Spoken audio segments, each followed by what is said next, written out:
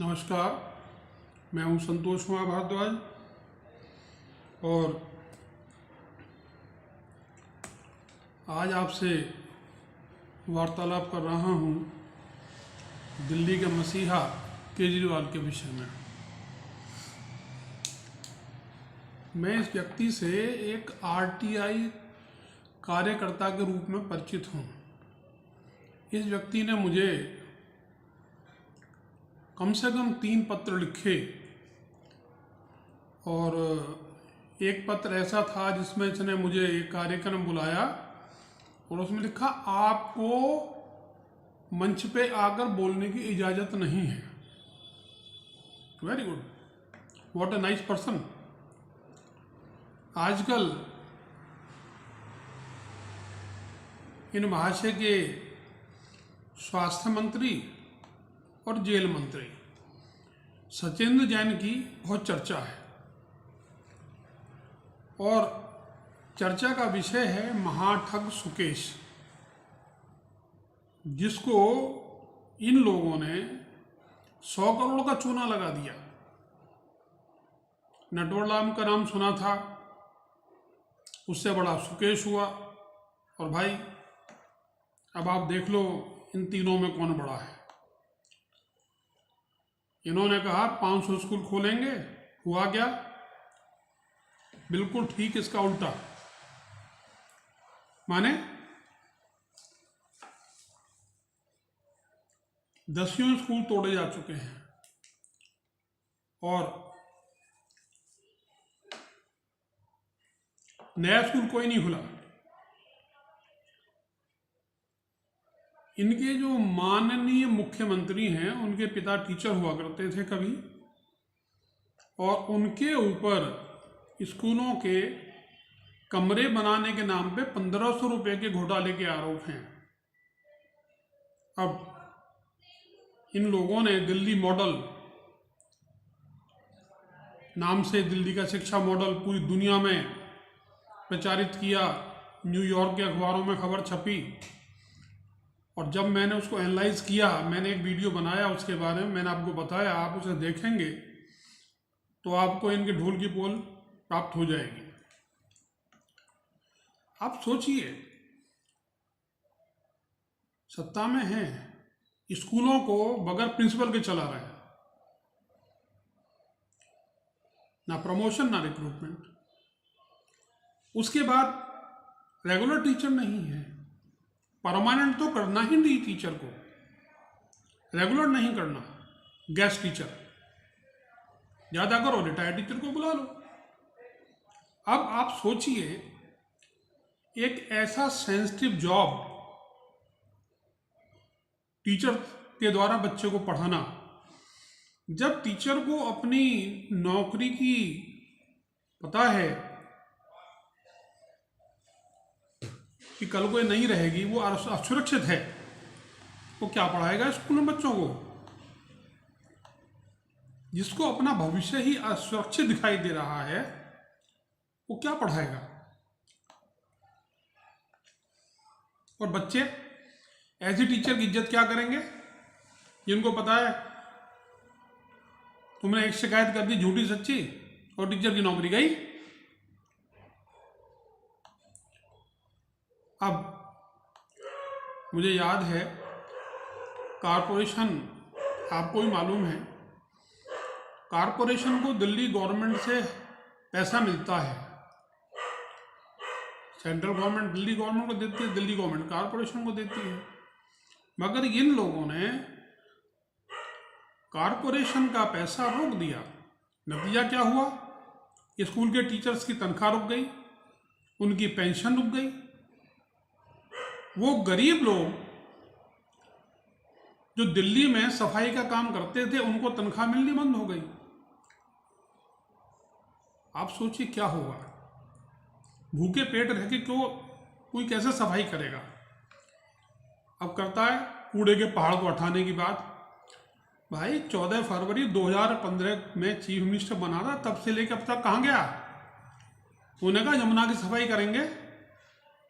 आज यमुना पहले से ज़्यादा गंदी है। कितना करोड़ रुपया खर्च किया है, जरा आरटीआई लगा के पूछो तो सही इससे। ये कूड़े के पहाड़ उठाएगा।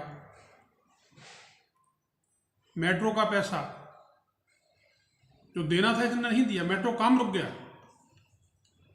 जैसा मिला पैसा मिला और आगे काम चला।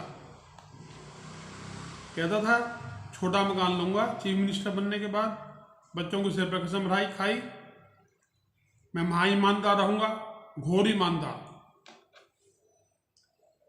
सिक्योरिटी नहीं लूंगा, 2 बंगलों पे कब्जा है, 10 लोग सिक्योरिटी में लगे, और बंगलों में एसी कितने लगेंगे आप सोचिए।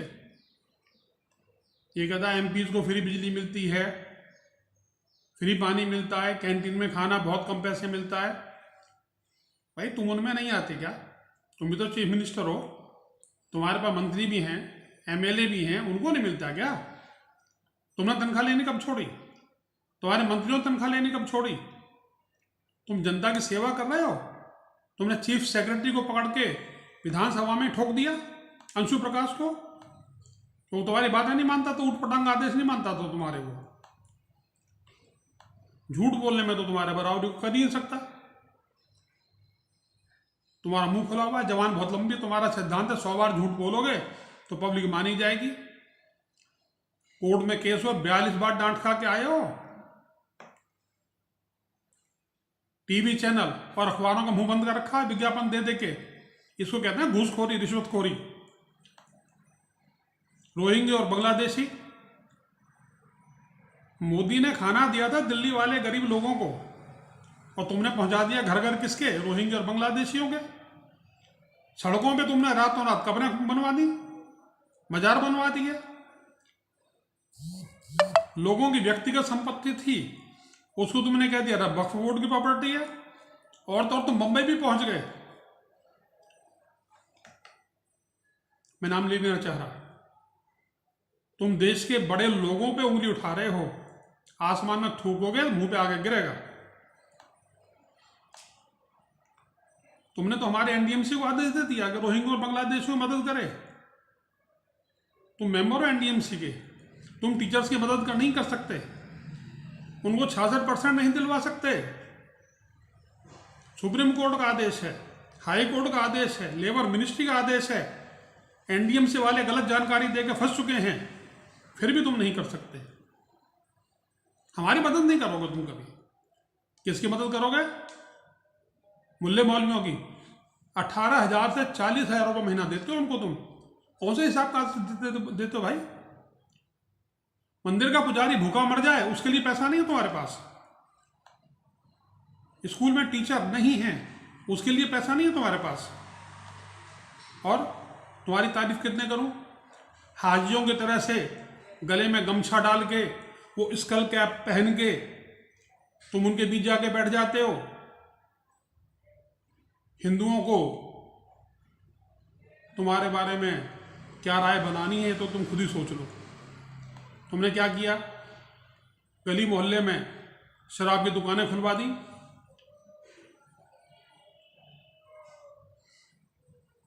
कई हजार करोड़ रुपए का शराब घोटाला हुआ है तुम्हारी एक्साइज पॉलिसी की वजह से, और तुमको इसकी भनक भी लग गई कि गिरफ्तारी हो सकती है।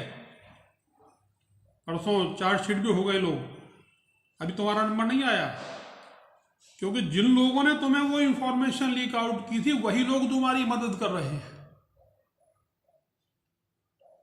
ये मत भूलो। फंसोगे तो सही। अब 140 से ज्यादा मोबाइल जिन पे बातें हो रही थी इस घोटाले में, वो गायब हैं। क्यों गायब हैं? अभी हिंदुस्तान का सबसे बड़ा, यूपी का सबसे बड़ा शराब कारोबारी वेव, इनका मोबाइल ही गायब हो गया। वाह क्या बात है। कोरोना में मोदी जी ने गरीबों के लिए फ्री राशन बंटवाया, और तुमने वो राशन पहुंचा दिया कहां पे? रोहिंग्या और बांग्लादेशियों के घरों में। कोरोना काल में काम तो किया डॉक्टर हर्षवर्धन और मोदी जी ने, और तुम पहुंच गए श्रेय लेने के लिए। वाह, क्या बात है।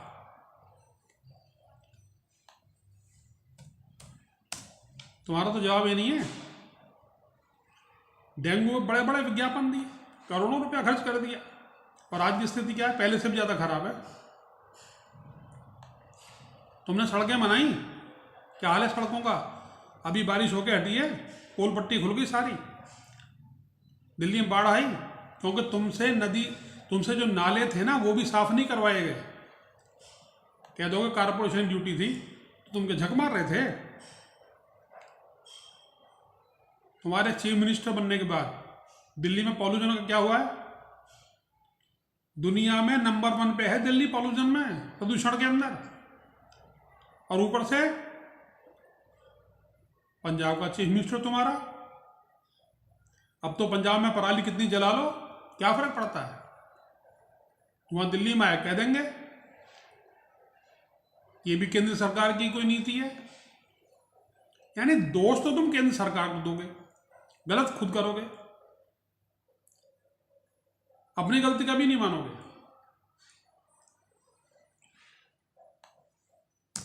तुम्हारी सरकार आई पंजाब में और नतीजा क्या हुआ? खालिस्तानियों ने फिर से सिर उठाना शुरू कर दिया। अब माजरा क्या है हम देखते हैं। पंजाब से लोग दिल्ली में आके आंदोलन कर रहे हैं, जुलूस निकाल रहे हैं तुम्हारे खिलाफ। तुमने जो वायदे किए थे एक भी वायदा पूरा नहीं किया। किसान आंदोलन हुआ था, दिल्ली की सड़कें किसने जाम कराई? महापुरुष साहब से बढ़ के कोई आदमी नहीं है। आप इनके आंदोलन में शरीक हुए, इनको पानी दिया, बिजली दी, टॉयलेट्स लगवाए, भड़काया खुल्लम खुल्ला केंद्र सरकार के खिलाफ। अरे तुम भी तो सरकार में हो, तुम मोदी की पैर की जूते के बराबर भी नहीं हो। शाहीन बाग में क्या हुआ? पीएफआई को समर्थन दिया खुल्लम खुल्ला। कालिंदी कुंज की सड़क ब्लॉक करवा दी तुमने, महीने 1.5 महीने 100 दिन से ज्यादा। दिल्ली में दंगा फसाद हुआ, कौन जिम्मेदार है? जामिया में बवाल हुआ, कौन जिम्मेदार है? हिंदुओं की हत्या हुई, पुलिस वालों की हत्या हुई, तुम्हारे मंत्री और एमएलए का नाम आया है उसमें भी, और तुम सर्जिकल स्ट्राइक के प्रमाण मांगते हो। तुम हिंदुस्तानी हो पाकिस्तानी हो? अब तुम्हारे तो दिमाग का ही कोई अता पता नहीं है। तुम आए दिन एलजी से भिड़ने का बहाना ढूंढते हो। अरे एलजी तुमसे सीनियर ऑफिसर है, एलजी को तुमसे कहीं ज्यादा तजुर्बा है। तुम चीफ मिनिस्टर बन गए हो, मगर एलजी अपनी क्वालिफिकेशन से एलजी बना है।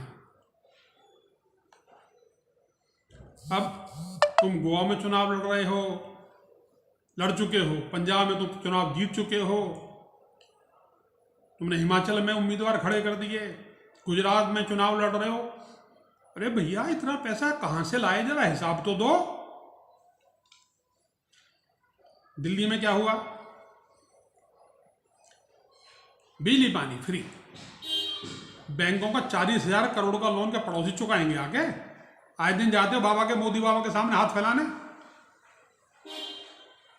दिल्ली को वेनेजुएला बनाना चाह रहे हो, चेकोस्लोवाकिया बनाना चाह रहे हो, बर्बाद करने में तोले हो। अभी पिछले दिनों 1 लाख से ज्यादा नाजायज शराब की बोतलें पकड़ी गईं, और हवाला कांड लाखों रुपए का पकड़ा गया, कैश पकड़ा गया, फिर भी चैन नहीं है। अगर पढ़ा लिखा समझदार वोटर वोट देने के लिए घर से निकलेगा तो अंजाम क्या होगा? अभी तो केवल वही लोग वोट देने निकलते हैं जो मुफ्त की शराब पी रहे हैं।